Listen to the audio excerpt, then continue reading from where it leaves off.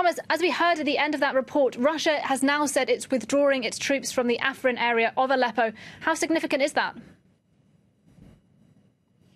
It's clearly very, very significant because it's doubtful that if Russia hadn't decided to withdraw what it's thought to be was some 200 to 300 troops, servicemen, as the Russian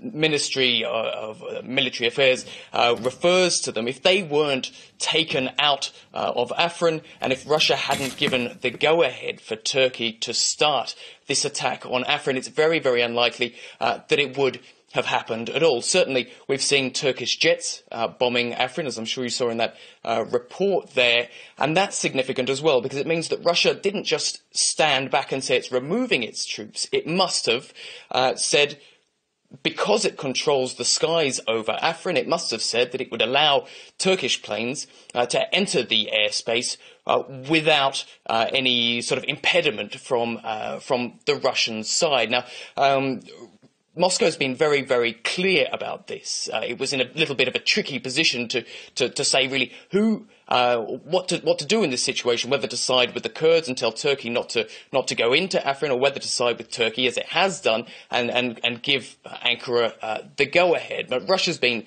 very clear. Moscow, in a recent statement just a couple of hours ago, laid the blame for this attack very clearly at the door of the US, saying that arms that have been provided to Syria's Kurds and this suggestion of the creation of what was referred to initially as a border force of some 30,000 people in Syria, 15,000 of those on the Turkish border, that would have involved the Kurds. That was clearly too much for Ankara. Ankara clearly put a lot of pressure on Moscow. A number of high-ranking officials visited last week to put pressure on Moscow and ultimately clearly got what they came for.